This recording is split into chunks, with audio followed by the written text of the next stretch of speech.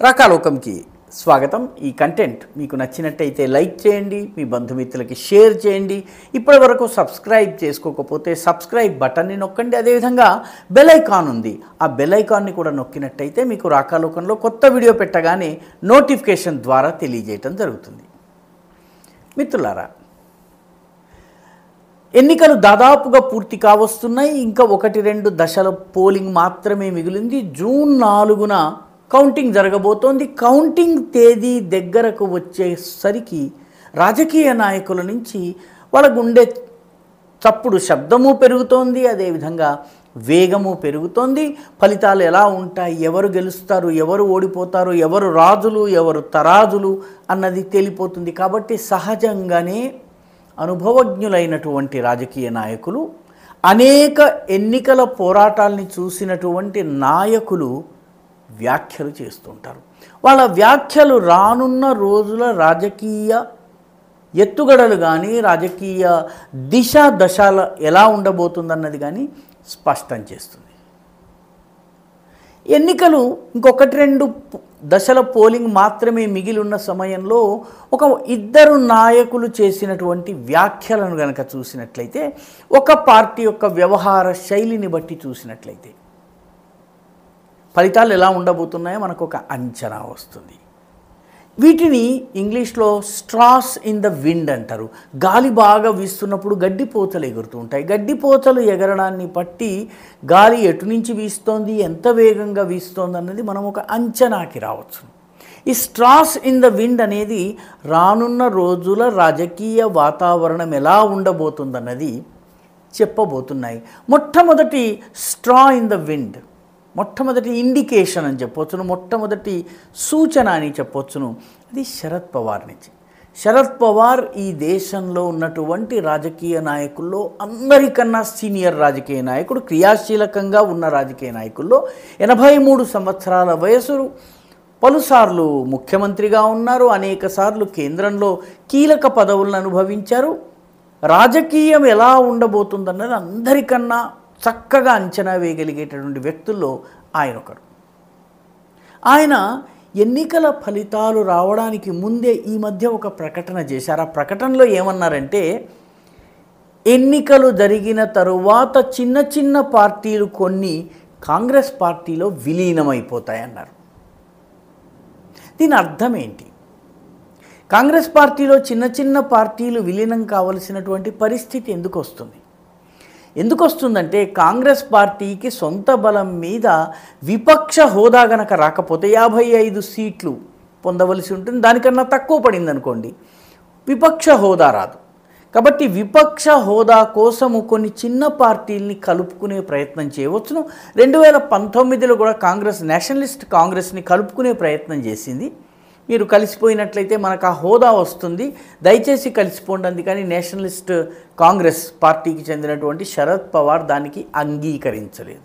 అయితే ఈసారి కూడా అదే రకమైనటువంటి సీట్లు రావచ్చు, ఒకటి. రెండవది, నేషనలిస్ట్ కాంగ్రెస్ పార్టీ చీలిపోయి అజిత్ పవార్ వేరుపడిన తర్వాత, దానికి ఎన్నికల గుర్తు దానికి వచ్చిన తర్వాత ఈ పార్టీ భవితవ్యం మనుగడలో ఉంది. ఇప్పుడు ఉన్నటువంటి నాయకులు పార్టీని నడపగలరో లేదో తెలియదు. వచ్చే ఎన్నికల నాటికి శరద్ పవార్కి 88-89 సంవత్సరాలు ఉంటాయి. ఆయన కూడా ఈ పార్టీని నడపలేకపోవచ్చు. కాబట్టి ఆయన పార్టీని విలీనం చేయవచ్చు. రెండవది, కాంగ్రెస్కి కూడా విపక్ష హోదా కోసము ఈ పార్టీల్ని కలుపుకోవలసి రావచ్చు. ఇది మొట్టమొదటి ఇండికేషన్.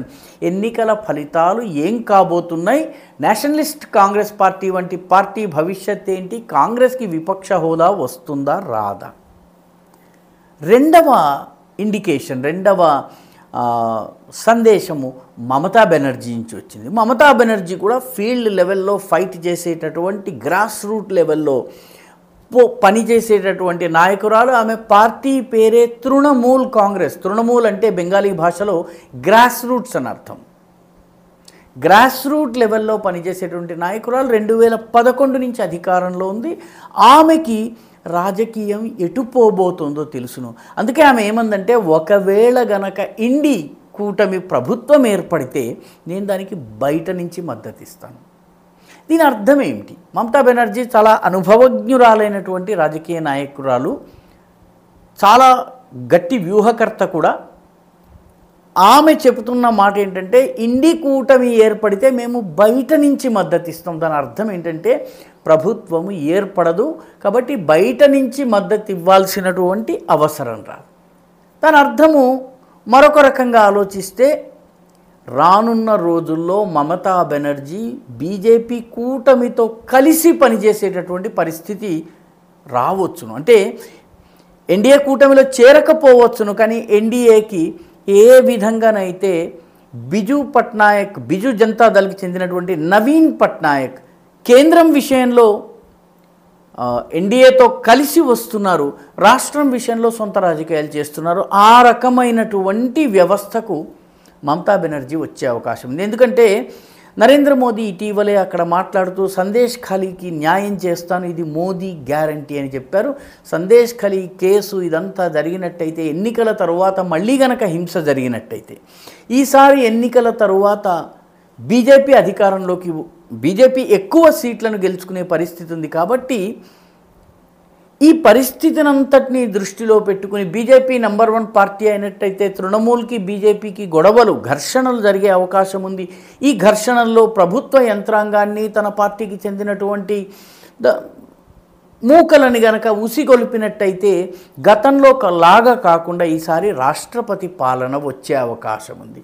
రాష్ట్రపతి పాలన వచ్చిన తర్వాత 2 సంవత్సరాల సమయము ఎన్డీఏ చేతుల్లో ఉంటుంది. ఈ 2 సంవత్సరాల్లో మమతా బెనర్జీ ఇమేజ్ని తగ్గించేటటువంటి ప్రయత్నం చేయవచ్చును. కాబట్టి ఇదివరకు లాగా కాదు, ఈసారి రాష్ట్రపతి పాలన విధించేటటువంటి అవకాశం ఉంది. అలా విధించిన తరువాత సర్దుబాట్లు చేసుకోవడానికి కావలసినటువంటి సమయం ఎన్డీఏకు ఉంటుంది. కాబట్టి మమతా బెనర్జీ ఇప్పటి నుంచే జాగ్రత్త పడుతోంది. కేంద్రంలో మీతో సహకరిస్తాను అన్నటువంటి సూచనను బీజేపీకి పంపిస్తోంది, నరేంద్ర మోదీకి పంపిస్తోంది. ఇది ఏ రకంగా ఉంటుంది ఏమిటన్నది మనం చూడాల్సి ఉంది. అయితే బీజేపీ ప్రభుత్వం రాబోతోంది అన్నటువంటి విషయం ఆమె చెప్పింది. ఇక 3వ వ్యవహారము ప్రకటన అయితే కాదు కానీ డిఎంకే పరిస్థితి. ఇండి కూటమిలోని అతిపెద్ద పార్టీలలో ఒకటి డిఎంకే ఎన్నికలు చాలా ముందే జరిగిపోయినాయి. వాళ్ళ రాష్ట్రంలో ఎంపీ సీట్ల ఎన్నికలు జరిగిపోయినాయి. కానీ డిఎంకే కూటమి నాయకులను ఎవ్వరూ ఎక్కడా దేశంలో పిలవలేదు. ఢిల్లీ వంటి చోట్ల తమిళుల పాపులేషన్ చాలా పెద్ద సంఖ్యలో ఉన్నా కూడాను ప్రచారానికి డిఎంకే నాయకులను ఎవ్వరినీ పిలవలేదు. ఏ పార్టీ పిలవలేదు. బొంబాయిలో తమిళుల సంఖ్య చాలా ఎక్కువగా ఉంటుంది. అదేవిధంగా కర్ణాటకలో తమిళుల సంఖ్య చాలా ఎక్కువగా ఉంటుంది. కోలార్ వంటి ప్రాంతంలో తమిళుల సంఖ్య చాలా ఎక్కువగా ఉంటుంది. మైసూర్ ప్రాంతంలో, బెంగళూరు సిటీలో తమిళుల సంఖ్య ఎక్కువ ఉంటుంది. ముంబైలో ఎక్కువ ఉంటుంది.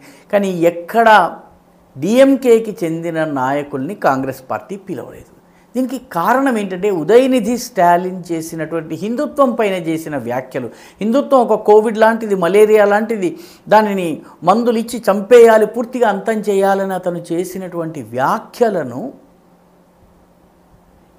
ప్రజలు మర్చిపోలేదు. కాబట్టి డిఎంకే నాయకులు వచ్చి ఉత్తర భారతదేశంలో కానీ, పశ్చిమ భారతదేశంలో కానీ, తూర్పు భారతదేశంలో కానీ ప్రచారం చేస్తే లాభం కన్నా నష్టం ఎక్కువగా ఉంటుంది. కాబట్టి వాళ్ళని పిలవటం లేదు.